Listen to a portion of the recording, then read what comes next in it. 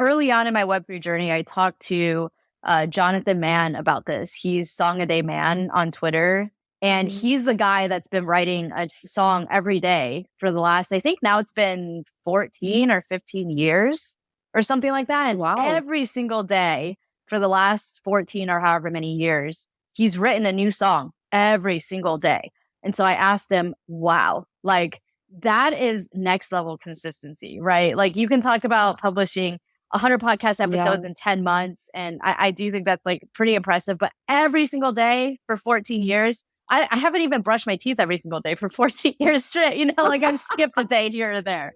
But wow, how do you do that? So what can Web3 offer to media companies, content creators, or podcast hosts like me? Well, you might have the answer to these questions after listening to this episode. My today's guest is Diana. She is the podcast host and founder of Rehash, a Web3 podcast, which is completely community-owned. It's a DAO. And in this podcast, you will also listen to her views on governance, having podcast NFTs, and how they can really be used. I really hope you enjoy this episode and get a few tips about growing your podcast, growing content, and how you can actually leverage Web3 to do so. Enjoy the conversation.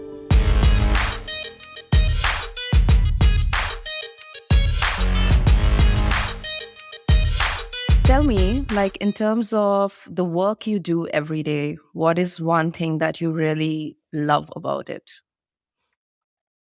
I think one thing I really love about it is getting to experiment with new things, you know, the cutting edge of Web3. So a lot of what I do day in and day out with Rehash is very experimental with, you know, how do we organize a community-owned podcast? What does that even look like? How do we incentivize our members to participate in governance? And then how can we use NFTs as a mechanism for the sort of membership and governance? And I think all of that is really interesting to me. Even with NFTs, I think there's a lot of just, you know, sort of hype around it from 2021. And people, a lot of people nowadays still think of NFTs as kind of this, you know, gimmicky sort of thing that people use to try and make a lot of money that doesn't make a whole lot of sense, and people don't understand the value behind it.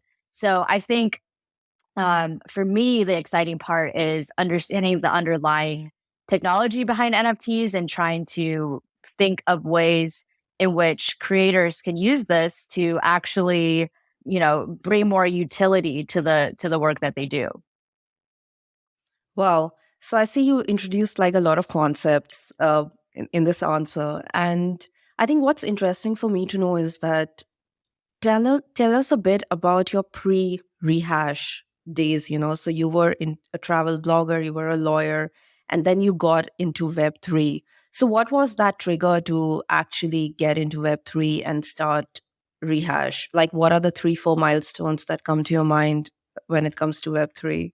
Yeah, so kind of like you outlined, it was a very non-linear journey to where I am today. I think the way that I fell into Web3 was really by chance. It was completely by chance. I had been travel blogging, like you said.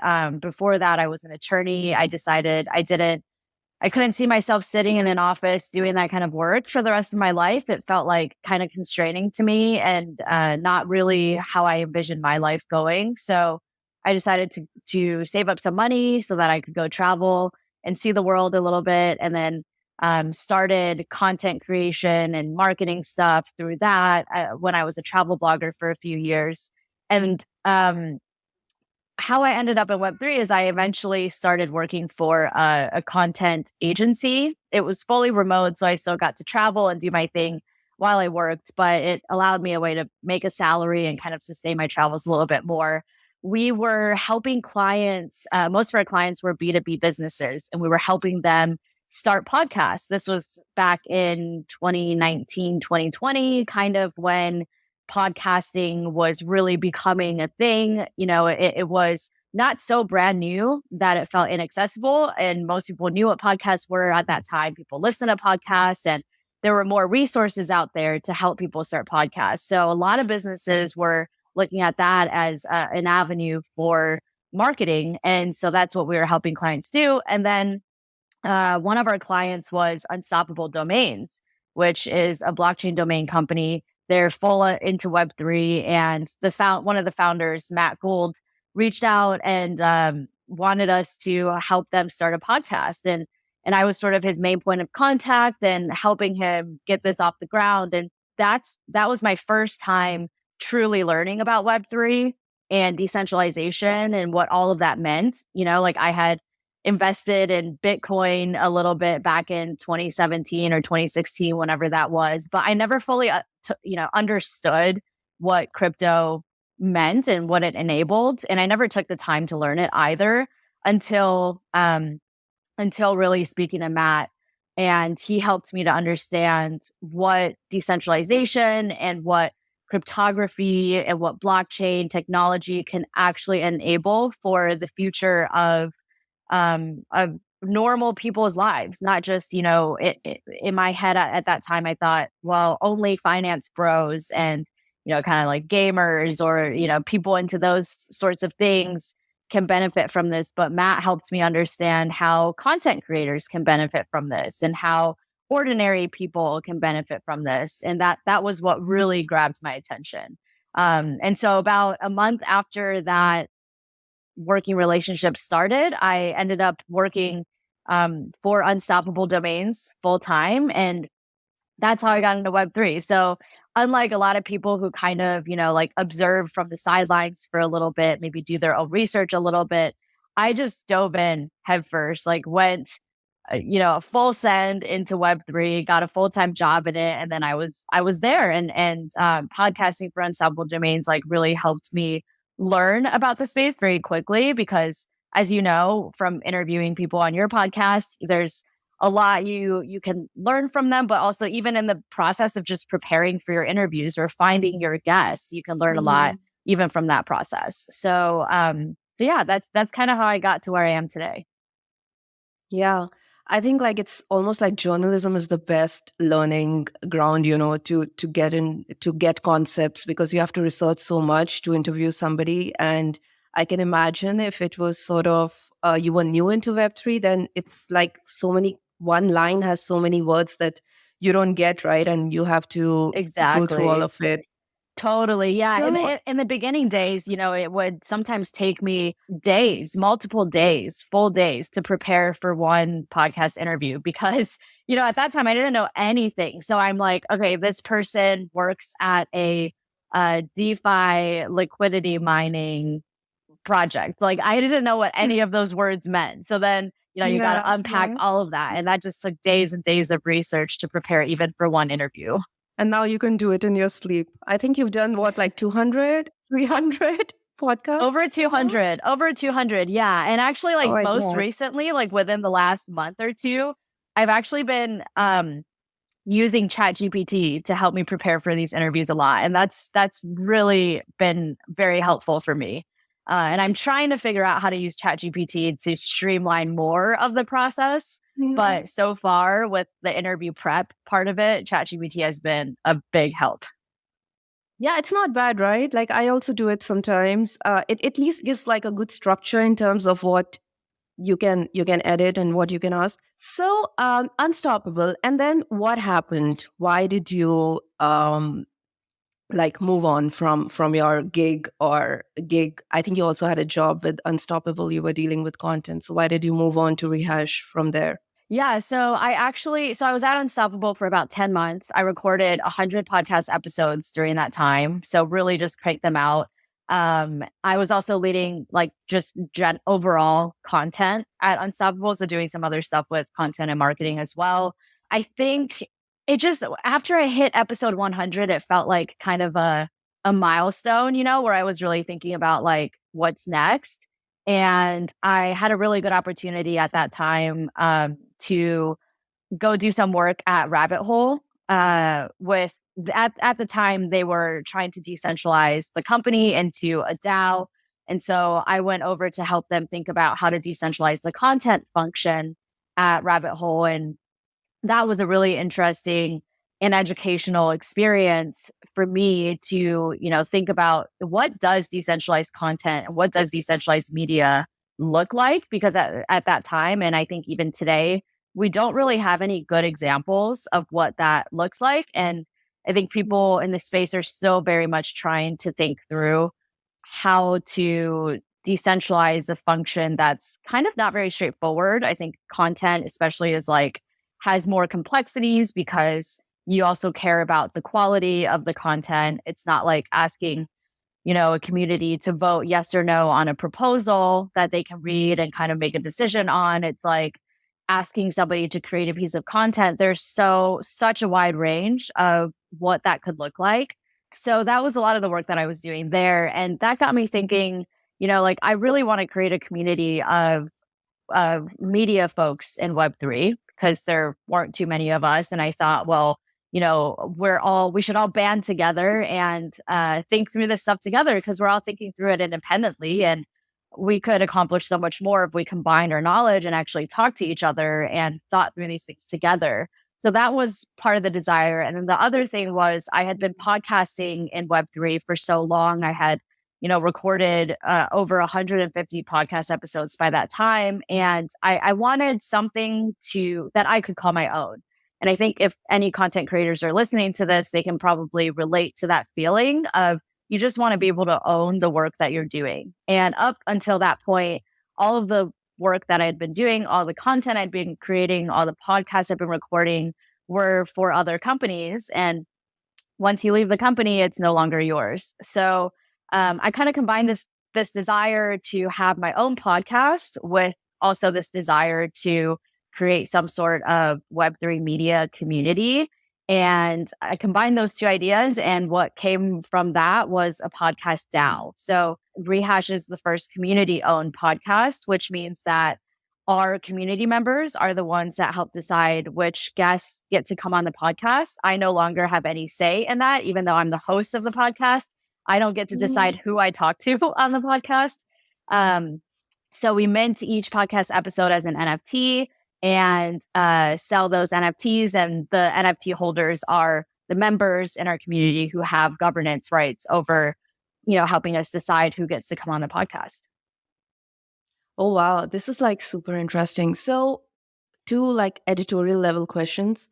Has it ever happened that you have sort of felt that more okay, this is not somebody I want on my podcast, or this is not the direction I want to go in, this is not the topic I want to cover? Like in terms of your editorial values, have you ever seen a clash? And if yes, how do you resolve that? Or you don't have an option because it's a DAO?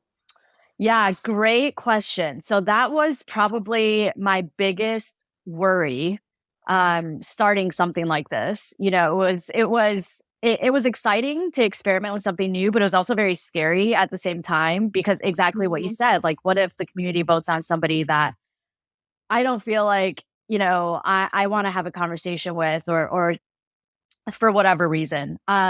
Surprisingly, that has never happened.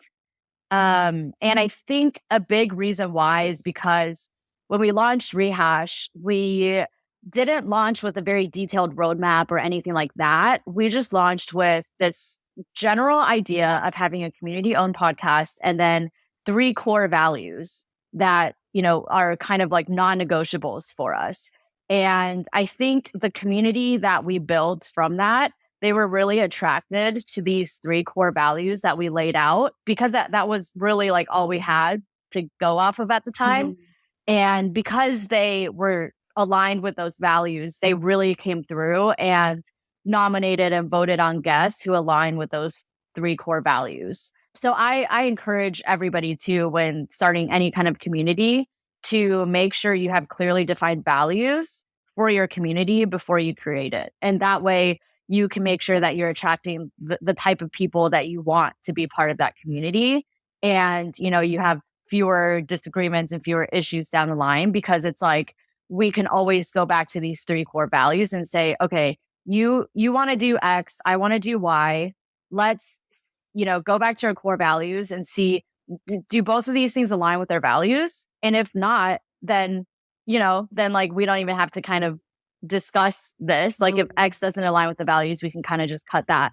If Y doesn't align with the values, we can cut that. So surprisingly, it's gone really well. And just to give an example, one of our core values is sort of this diversity value.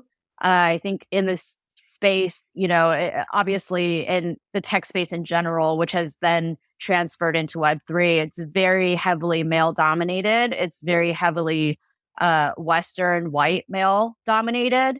And I think if we are talking about wanting to use Web3 and decentralization to democratize access and to make the world a better place, then we need to, first of all, understand what it is that people around the world want and what they need.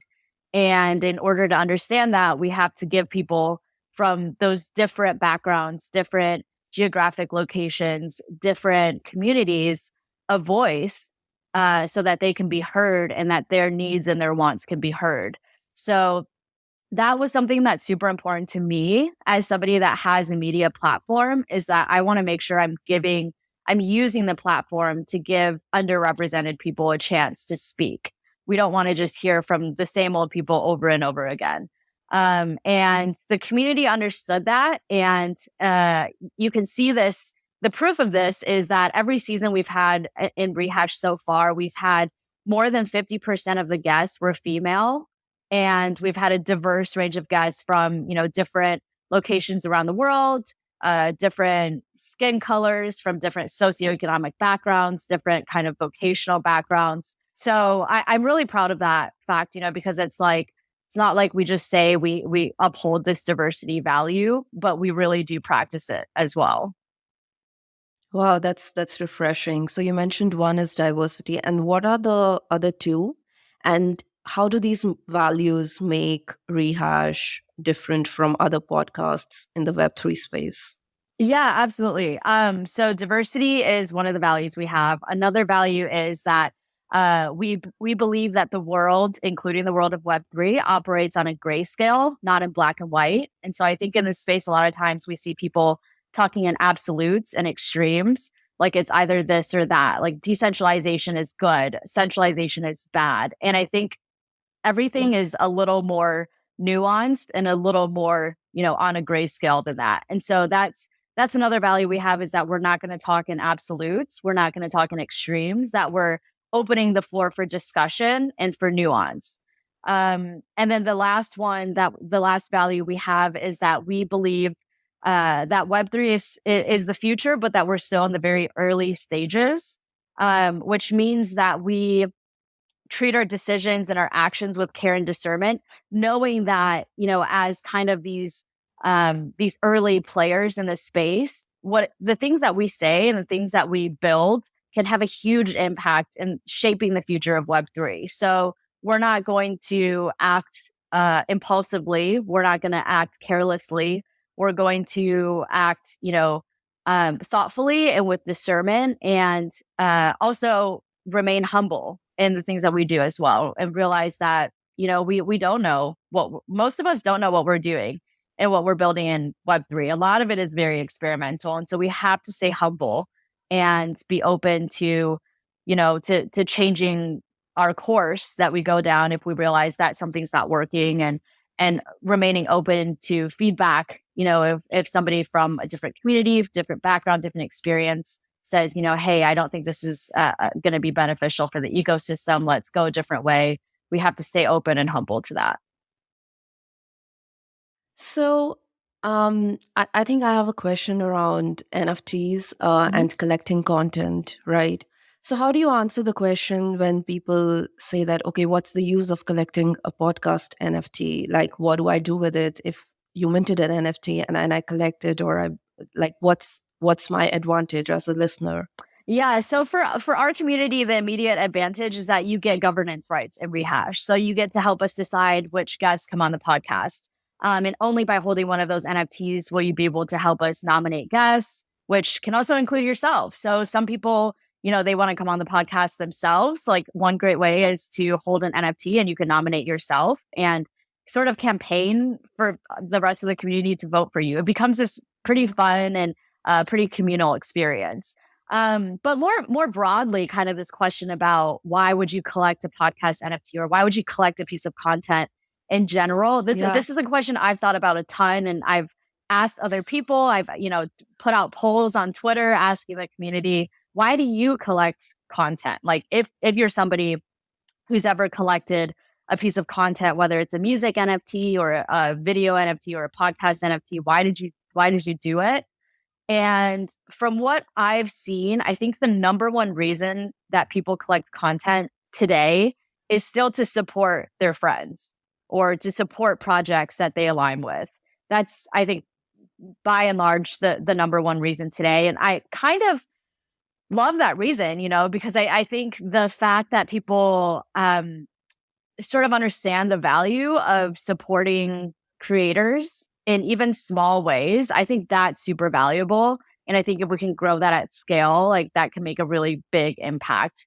I think maybe a close second is this utility piece. So if by collecting a piece of content, it gets you governance rights in the community, I think that's another big selling point for people. And then interestingly, one of the lowest ranking reasons that I've seen in, sort of the loose research I've done is the quality of content. So it seems that people don't really, I don't know if it's that they don't really care if the content is very high quality, or if, they that's just not, there's so many other reasons that are more important to them than that. But yeah, interestingly, the quality of content ranked pretty low in why people collect content based off the loose research I did. Yeah. So what were the other top ones? It was to support their friends, and then the utility, like if it gives them some governance rights. Oh, that's actually very interesting. Nice. Yeah. So, what other learnings have you had in terms of managing a decentralized, I wouldn't say managing, but like observing a decentralized community at Rehash DAO, in terms of, and what are your tips in terms of anybody who wants to build a community around their podcast, around their channel, or any piece of content that they create? Could be a blog as well, right? I mean, yeah.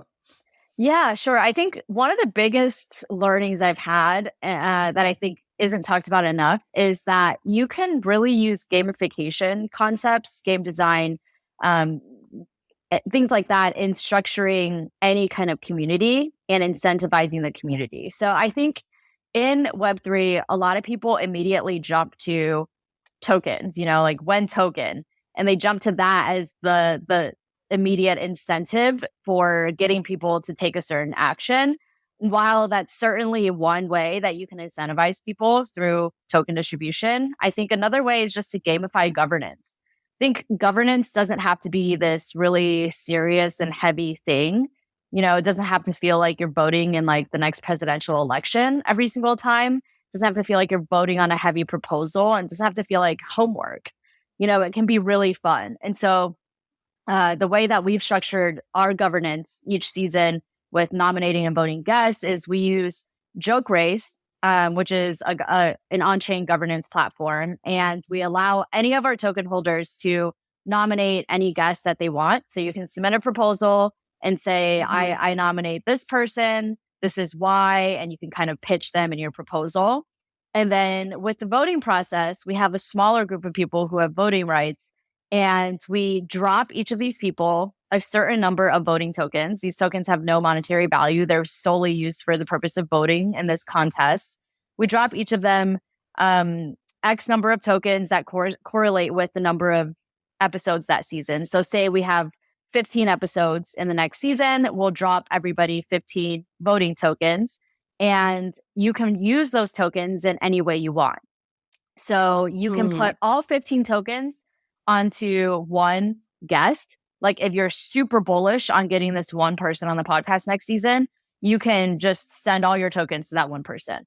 Or you can vote on multiple people and send them each, 3 votes or something like that. And then something else I've seen people do is wait until the very last minute, or rather, usually the last hour of the joke race is extremely exciting to watch because so much happens. Some people will hang on to their tokens until the last hour or even the last few minutes. And they'll kind of see, who's hovering at that like number 14, number 15, number 16 spot. that I can use my tokens to really like make some changes in the final guest lineup for the upcoming season. And people have a lot of fun with it. People will campaign for themselves. People will campaign for the people that they nominated. People try to, jokingly kind of like take bribes, like go into bribe me to Mhm. send my votes to, person X and person Y. And it's just this way to not only engage the community, but also to help the community find each other. So when one Rehash member sees another Rehash member campaigning for somebody on Twitter, they might comment on their posts, and they might meet new people through this process of just participating in governance for voting for the next season of Rehash. And then sort of selfishly on our side too, it ends up being a really great marketing tactic for us as well. Where you just naturally get a lot of people, campaigning for themselves, campaigning for their friends. And in that way, we're able to reach a lot of other communities that our community members are part of. When they post about us, they tweet about us, and they try to get other people on board to vote for them or vote for their friends or other people they want to see on the podcast.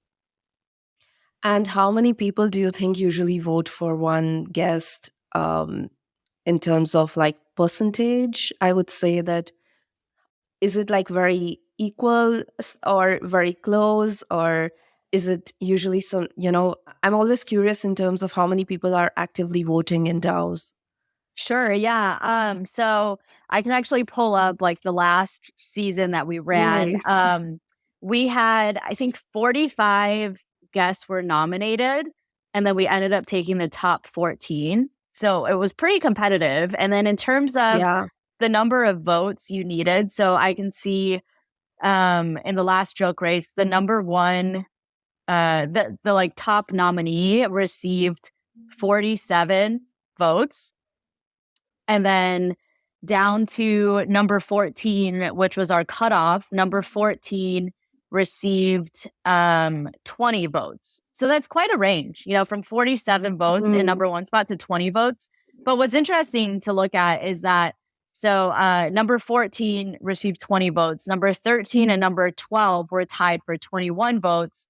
And then if you drop below that, number 15, who didn't make the cut, received 19 votes. Number 16 received 18 votes. So these people are only off by one vote, right? And so, you can imagine how if you were to save your voting tokens for the last minute, even if you only saved one Yeah. token or two tokens to use on the last minute, you can still affect the final lineup of guests, even just with one or two tokens. It sounds quite democratic, actually. I mean, I wasn't expecting that these will be the results. So, quite good. Have you tried? Okay, so like every Web3 project, that I work with has like this dream of decentralizing marketing and content. And it's actually the most difficult thing to decentralize. But have you tried decentralizing the production process, marketing process of Rehash, or do you see that as one of the goals in the coming years for Rehash? That's a great question. That is actually something that I experimented with a lot at Rabbit Hole before I started Mhm. Rehash. And what we found is that decentralizing a lot of aspects of content and marketing are very difficult. So decentralizing post production is something that we tried at Rabbit Hole. And we just found that when you have so many different people partaking in the editing process, what ends up happening is that the end product ends up being inconsistent from episode to episode. So each editor maybe has their own style. Each editor has their own standards. Some of the editors might, try and cut out every single and verbal tick that people have. Others might not. And so as a listener of a podcast, you might hear one episode that is just full of ums and uhs and all these different things. And the next episode, it's super clean. And you're kind of wondering, like, as a listener, listeners like to have some sort of consistency so that they know what to expect when they go to listen to a certain podcast. So I think that was really challenging. And of course, you could say, like we can lay out these guidelines that all podcast editors have to follow. And we did try and do that and still found it to be a bit of a difficult process because even then, everybody has different interpretations of how to clean up a certain how to clean up verbal tics or how to cut out information that is redundant, how to streamline information, what information is useful, what information is not useful that we can cut out.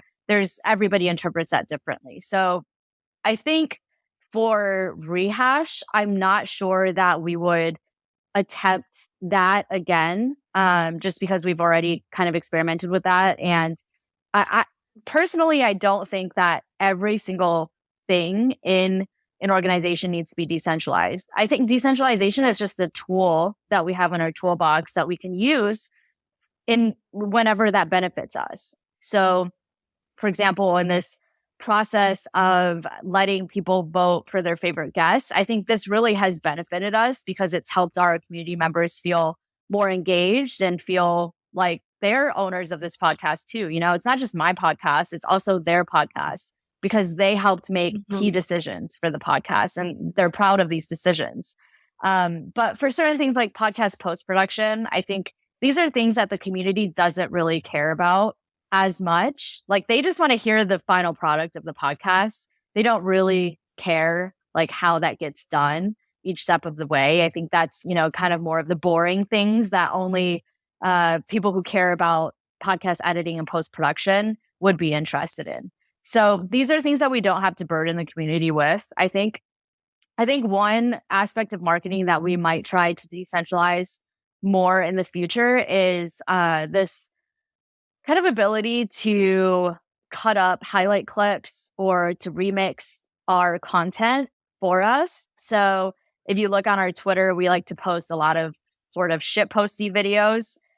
So with every guest that comes on the podcast, we'll post like at least one shit posty video where we kind of clip together random bits that they say. And it's meant to be part educational and part just, funny and entertaining.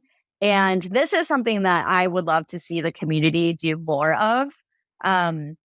Whether it's, making more of these shitpost videos or just making more like educational clips. We have hours and hours of content. We have so much content and just not enough bandwidth right now to cut up all of the important clips that we could cut up from these conversations. So I would love to see the community be able to jump in and help us with that. And of course, be able for us to be able to reward them as well, like in a financial capacity for the work that they're doing there. So that's a marketing function that I am really excited to experiment with decentralizing in the future and come up with some way of rewarding our members for doing that as well. Yeah, no, that makes sense.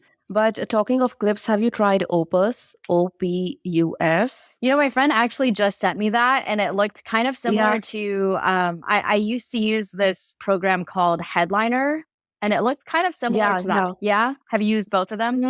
No, Okay. not really. I think Opus gives you like in terms of sense of how each clip is going to perform on the internet and gives you a score.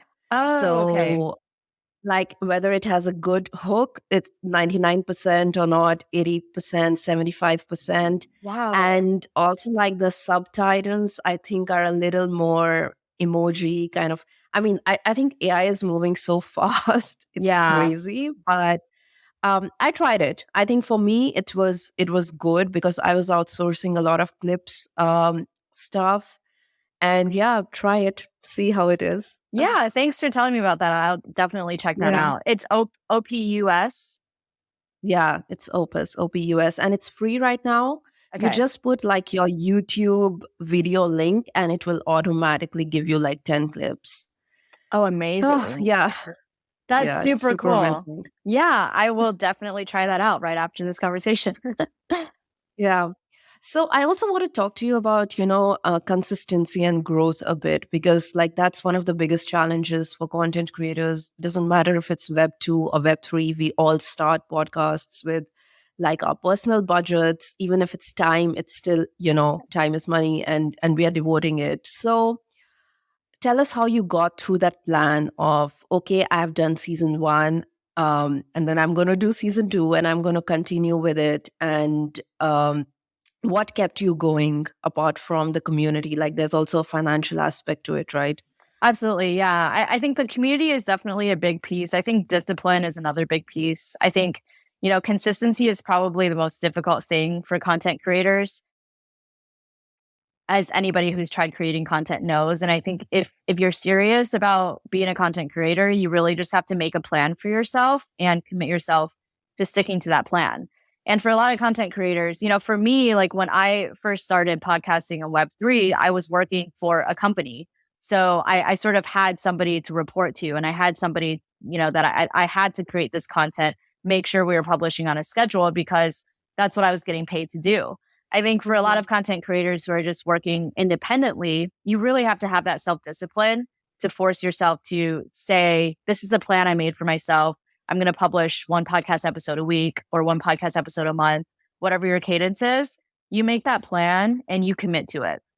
And I think this is important because, again, like we were talking about before, listeners, viewers, consumers of content like to know what to expect. And that's what consistency gives them, is this expectation of what's coming next. So they want to know, like, if you're running a podcast, so I can expect a podcast episode every Thursday. So every Thursday I open my podcast app and I see the new episode there and I can listen to a new episode. It's something that I look forward to, in the podcast that I really enjoyed listening to. And when the episode isn't there, I'm a little disappointed, and that's a feeling that you don't want your listeners or your viewers or your fans to have, because you disappoint them a few times or they might not come back. The ability to, I guess, like have that self-discipline and treat it as a quote unquote real job is I think a key thing. Another big thing that I noticed with myself and in other content creators as well is this desire to be perfect before publishing. And I think this is something that stops a lot of content creators from being able to produce content consistently, is that they're like, well, this article just isn't perfect yet. And they put such a high level of pressure on themselves to make whatever content they're producing so perfect before they publish it that it never gets published because it's never perfect. Like content is such a subjective thing, and you could always argue that it could be a little bit more perfect. Like this piece could be a little bit more perfect. Like there's a tiny little audio issue here. There's like a tiny little, like this sentence just isn't perfect. Like there's a better way to phrase the sentence in a more perfect way. And you can just do this. I mean, you can do this to yourself for eternity. Like it is never ending, because something so subjective, can always be more perfect in somebody's eyes.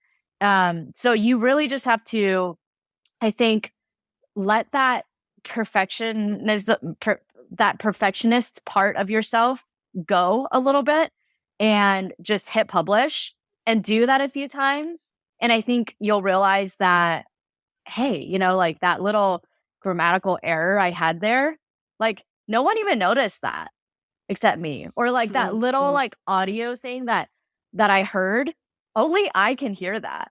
Nobody else can even hear that. Like go figure. And I talked to, early on in my Web3 journey, I talked to Jonathan Mann about this. He's Song a Day Man on Twitter. And he's the guy that's been writing a song every day for the last, I think now it's been 14 or 15 years or something like that. And every single day for the last 14 or however many years, he's written a new song every single day. And so I asked him, wow, like that is next level consistency, right? Like you can talk about publishing 100 podcast episodes in 10 months. And I do think that's like pretty impressive, but every single day for 14 years, I haven't even brushed my teeth every single day for 14 years straight, like I've skipped a day here or there. But wow, how do you do that? And he said in the beginning, he just forced himself to purposefully create bad music, like just create bad content. Like if you're a writer, for example, just like sit down, force yourself to write for an hour. And no matter how bad it is, just publish it somewhere, even if it's like a private blog online or something, just hit the publish button, get used to that habit of like, hey, this doesn't have to be perfect to publish it. And by creating this intentionally bad content, it kind of will help you feel a little bit more okay with creating content that isn't perfect. Like the stuff that you publish to the public, you're going to obviously make your best effort, but understanding how to make a reasonably good effort versus making, a ridiculously like way too far perfect effort, I think is a good sort of skill to train yourself to do. Yeah, I would say those two things are probably the biggest. It's just like having the self-discipline to set a plan and commit to it. And then the other piece is not having to be a perfectionist with everything you do. Yeah, yeah. No, I mean that's like so true, and I can't resonate more with it. I know this happened to me when I came on Twitter, like early, like in my early days on Twitter, and and I always used to think, oh my God, what are people going to think about my tweet? It's not like sounding Yeah. good. Mhm. And I'm like, and now that you look back, you're like, everybody's shit posting all the time, you know? It really doesn't Totally. matter. And it's just about some tweets will perform well and some social media posts will perform well and some will not. And it's like compounding effect by the end of it, right? So what you Exactly. see up. Exactly. I had So that same I've had that same feeling many times. And especially, the first few times I heard myself on a podcast say something stupid, I'm like, oh my God, this is so embarrassing. I'm cringing so hard. I can't believe I said that. And now it's been recorded for the whole world to hear. It's on the internet. It's there forever. People can always go back and look at, like, hear all these stupid things I said. And the first few times it's like very painful. You're like, oh my God, I just want to like hide in a hole and die. But you do that a few times. And now, I mean, I say dumb stuff on the podcast all the time. And I just like, it doesn't bother me at all anymore because there's so much out there. And the people listening too, I think, um, actually one piece of feedback that I got earlier on in my career, like when I had sort of mhm. wrapped up those 100 episodes at Unstoppable Domains, one of the biggest pieces of feedback I got over and over again from listeners was, I loved following your journey. Like, people being able to hear the things that I was saying when I was brand new to Web3 in the very beginning, up until I was 100 episodes in, and just like went deep into Web3. Like, following that journey was something that people really enjoyed seeing. And, maybe that showed them that, you too, as somebody who's brand new to Web3, 10 months later, you can be super deep into this stuff and you can become really well versed in this stuff too. Like, anybody can do it. Like, if this girl who didn't know anything about Web3 and just put herself out there and said all these dumb things, if she can do it, like, anybody can do it.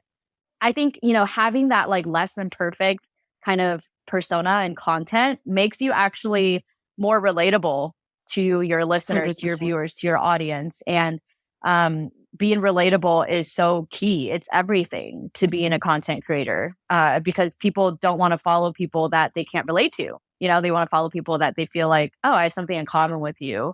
And I feel like, we could be friends in real life, or, I could, Mhm. I can relate to what you're going through. Yeah, totally. Do you call yourself a full time? Is it correct to call yourself a full time content creator? Do you identify yourself as that? You know, I think right now, not so much as before. Like, for a time, I really was a full-time content creator. When I was a travel blogger, that's all I was doing, was creating content. Hmm. I think now with Rehash, there's a lot more to it than content creation, right? There's thinking through, like, right now we're wrapping up our current season and planning for the next season. So a lot of the stuff I'm doing now is actually, it's not recording podcast episodes and creating content, but it's thinking through, how do we structure our podcast sponsorships for the upcoming season? How do we want to experiment with our NFT drops next season? It's a lot of these things. So I don't really know like what to call myself, like how to label it. I kind of just do a bunch of things.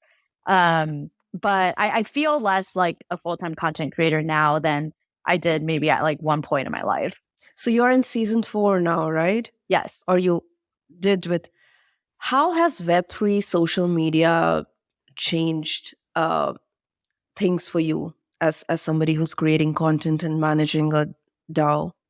Yeah, it's been really exciting to experiment with. So the biggest one we've experimented with Rehash is Lens. And I think we were one of the first kind of content creators on LensTube, which is the Lens version of YouTube. And it's been so cool to see our growth there. Like, I think we started our LensTube and our YouTube channels at around the same time. And the growth on the two channels, like comparing them side by side, has been like just ridiculous. So I think on LensTube, we actually just hit 10,000 subscribers. So Congrats. thank you. I just wanted to pull that up real quick because I knew we were really close the last time I checked. Yeah. And we just hit it. We're at 10,021 subscribers now. So that's super exciting. Versus on YouTube, I think we're still hovering around that like 300 something subscribers. So it's just been wild to see the kind of growth that we've been able to experience on Web3 social. And then I think that's really where we've been finding our audience base as well, is like the people who are already interested in Web3 social are also interested in a lot of the content we're putting out. And then giving people the ability to collect that content too has been really cool. And there's just so many more tools. Like, I think one way that we were really able to grow our following on LensTube is by setting our mirrors and our collects. So basically a mirror on LensTube is like a retweet, and then a collect is like when you collect a piece of content. So we've been setting after we set our collects and our mirrors to subscriber only, we saw a spike in our subscriber growth because only subscribers could retweet us, could mirror our content and collect our content. So if somebody saw our content and they wanted to mirror it or they wanted to collect it, they would have to follow us first. There's just these little kind of tactics that we haven't seen in the Web2 space that have been really, like, I think are really smart tactics. And I'm not sure why, it took us until now to figure these things out. You said that one of the attributes to growth could be that you have like most of the Web3 community there. So it's easy to find your target audience in Web3 social. But if you have to list in terms of what's working in Web3 social and what's not working in Web3 social right now, what would your answer be? Because I'm sure something can be better as well, right? Yeah, for sure. A lot of things are working. I mean, I am just super bullish on the future of Web3 social. I think, that is just heading in a really solid direction. Like, my favorite things about Web3 social are just the fact that you actually own your account, that your account can't be shut down by a centralized entity at any minute. Like, I can't tell you the number of Instagram influence, like back when I was travel blogging in 2017 and 18 and 19, and Instagram influencing was kind of a big thing. I had met a lot of these people who had their entire business through Instagram, like that. Maybe they were selling a product or whatever, but their entire customer base was built up through Instagram. And I can't tell you how many of those people I know that had their account shut down by Instagram suddenly one day for no reason. Instagram doesn't have to give you a reason for why they shut down your account. If they want to do it, they just do it. And that means that these people have lost their entire livelihood overnight by having their account shut down. Their sole way of making money, they've just lost that. They've lost all of their followers because, they can't find their followers anywhere else. Like, if they went and started a Twitter or started a Shopify store or started something else, they can't just automatically port the Instagram followers onto a different platform. So I think I'm most excited that in Web3 social, you can actually own your profile, you can own your social graph, and that you can also carry your social graph across different platforms. So the followers that I have on LensTube for Rehash, there also are followers on other apps in the Lens ecosystem, like Lenster, for example, which is like a similar to Twitter, or like various other platforms. Like, if they follow us on LensTube, they can also follow us on these other things. Versus right now, it's like, if I follow you on Twitter, I don't, that doesn't automatically mean I follow you on YouTube. I have to then go on YouTube and look for you and search out your channel and then follow you there. And these are just so many additional steps that most people aren't going to take. And you're losing out on a lot of followers because of that. The things that I think Web3 social can improve upon, I think one thing is just that it's still really new. And so a lot of the technology is still kind of like janky. Sometimes the tech can still break. Sometimes the tech isn't super smooth. The process isn't very streamlined.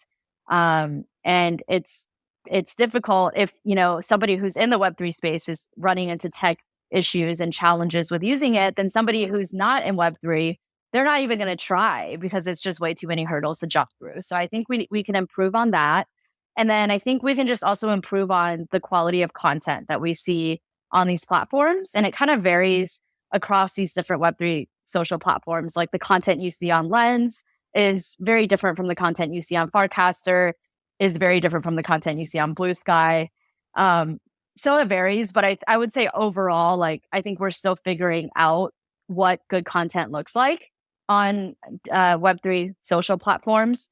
So I think, that's a space where we'll probably see some improvements there as well. Okay, that's a good overview. So mostly it's Lens that you're using in Web3 social and the Lens ecosystem. And apart from that, do any tools come to your mind that we should check out?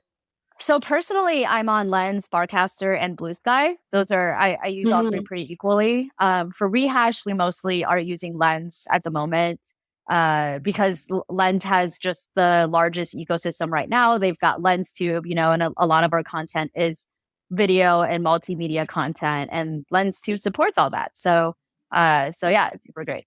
Yeah, I also got a Lens handle today. I'm very happy, actually. Oh, nice. Congrats.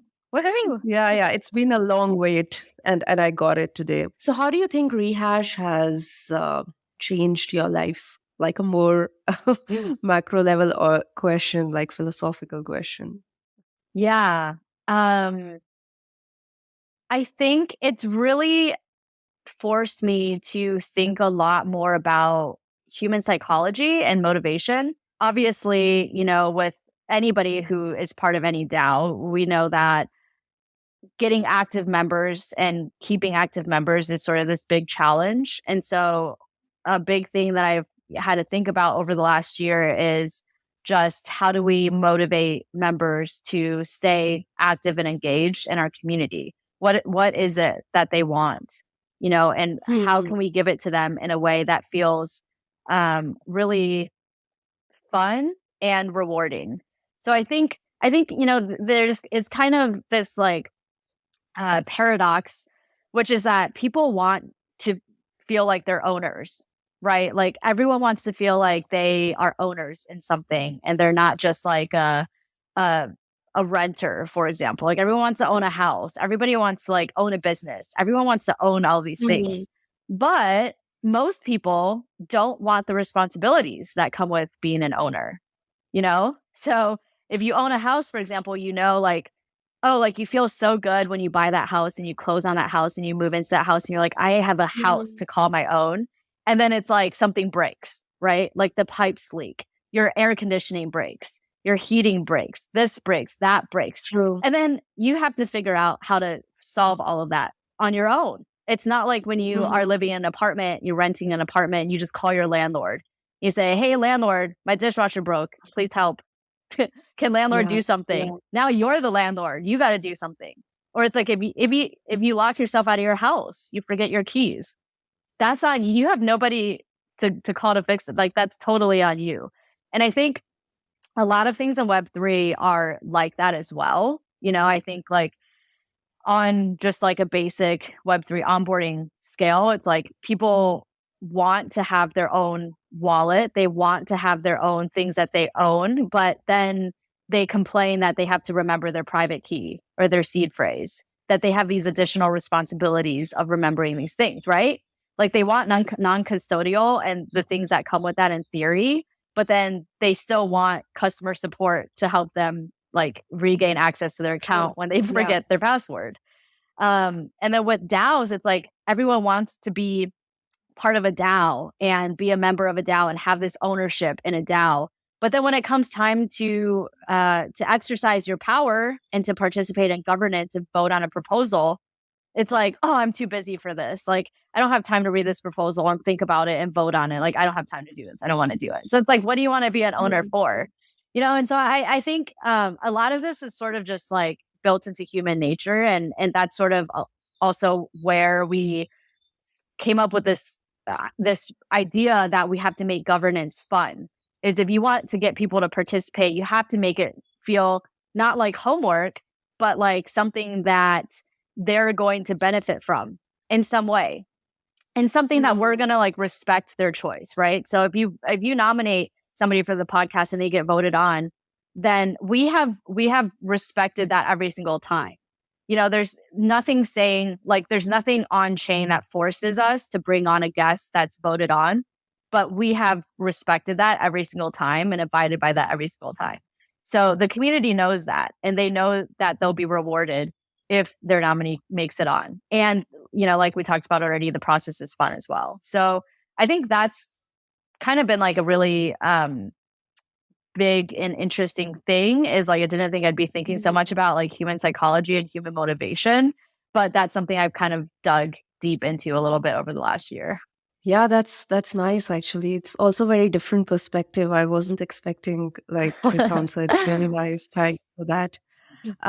Okay, so we have a few minutes and we can ask you some fun questions. So what was the first NFT you ever bought? Ooh, that is a good question. I would have to go back and look. But one of the first ones I bought was a pudgy penguin. I do remember that, because that was the first one that I was really excited about. So cute. Yeah. Yeah. I think Alex from Nansen also has that, right? I think so. I think so. Yeah. Yeah. And what's your favorite podcast except besides Rehash? Besides, Can be non-Web3. Yeah. non-Web3. So I listen to a lot of true crime podcasts. I'm one of those. Okay. Yeah. And then I also really enjoy this podcast called Higher Learning. It's with Van Latham. He used to work in kind of like this reality TV, like entertainment space. And Rachel Lindsay, who's a former attorney who then went on to reality TV to become The Bachelorette, and now has like pivoted her career from law to entertainment and sportscasting. But they just talk a lot about like the social issues that are going on in the world, but they do it in a very entertaining way, because I don't really like watching the news or even like keeping up with the news sometimes, because a lot of it is very depressing. But they do they do it in a very like relatable and entertaining way, and I like listening to that. Okay, cool. And coffee or tea? Ooh, okay. So I used to always be a tea person, but I moved out to the Pacific Northwest about 2 years ago, and they have these coffee stands everywhere, like drive-up coffee stands. And at first I was like kind of a hater. I was like, oh, how lazy are people? They can't even like walk to the coffee shop. They have to drive up to the coffee stand. But I have since come around. It is the most convenient thing ever. And all the coffee out here is so good that now I might be a coffee person. But I like both. I like both a lot. Yeah, I think for me also, it's like always switching between the two.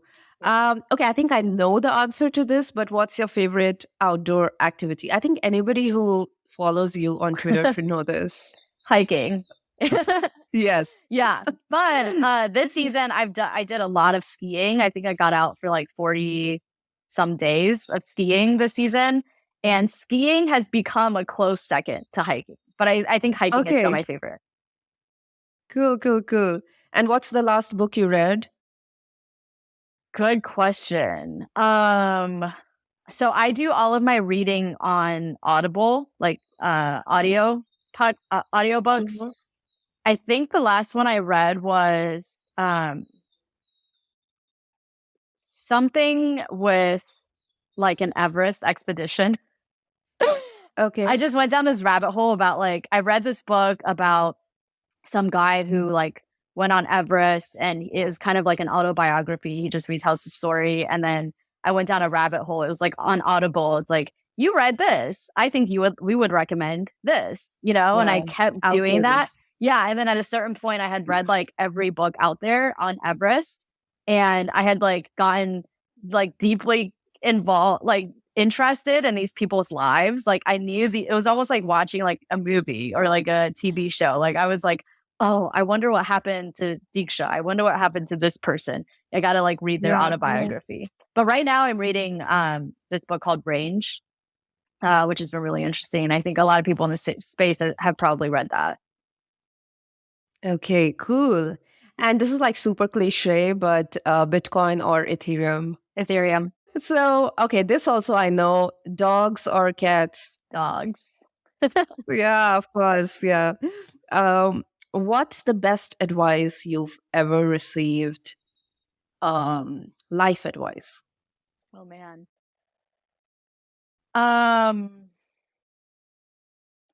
Probably, I mean, as cliche as it is, just life is short. I think like it's like pieces of it. Like one thing that kind of resonated with me when I was really young is, like old people on their deathbeds, when they kind of are at the end of their lives and reflecting back on their lives, like what do they say they wish they did, or how do they wish they lived their lives differently? And all of them always say, they just wish they would have lived more in the present and just lived more. I think so many people, especially in America, are so career oriented, which is not a bad thing by any means, but there's a lot more to life than work. And I think people who only work all the time and that's all they do in their lives, I think that's something that I've heard a lot of people say they regretted once they've come to the end of their lives, and something that I didn't want to, make that same mistake. It's always like been in my head since I was young. So, and this concept of like, tomorrow's never guaranteed sort of thing. I was in like a really bad car accident in middle school that should have ended my life. And so I think ever since then, I've just very much lived like, doesn't matter how old or young you are, like tomorrow is never guaranteed. So make sure like how you're living your life today is, how you really want to be living your life, assuming that you might not have the next 40 years to do the things that you want to do. Yeah.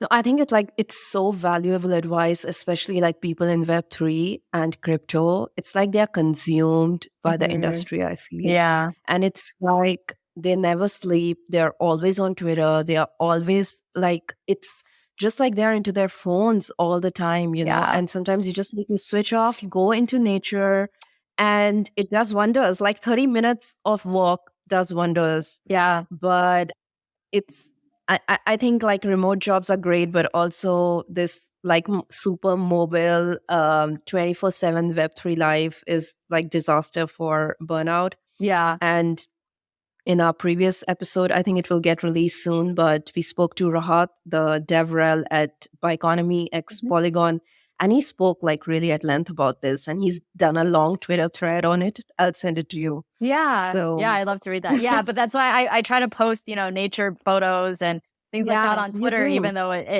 most of my Twitter is about crypto stuff, but I try to post those things just as a reminder, for anybody looking to maybe step outside for 30 minutes, go for a walk, get some fresh air. You're the tree girl. Yeah. Yeah. Exactly. Okay, this is like the last final ending thing. If you had to go on a dinner with a Web3 personality, crypto personality, who would it be and why? That you already haven't met, of course. That I haven't met yet. I feel like this is a boring answer, but Vitalik, like he's the brains behind all of it, And so like who better to talk to about all of this than Vitalik? Yeah. Okay, cool. That's a good one. I think it's second in a row Vitalik has got like a vote. So let's see. Maybe after listening to this. Oh God, yeah, that's like my dream. One day for Vitalik to come on my podcast. That's a dream. Okay, so we'll give a shout out to Vitalik. Nice. So he comes on your podcast. Yeah, and thanks, Diana. This was so nice. It was like as if I'm having coffee like with a friend or something. Yeah. It was super cool. We could talk about stuff. Yeah, this is super fun. It went by so fast. Yeah, thank you for coming. And I wish you all the luck with Rehash and season 5, season 10.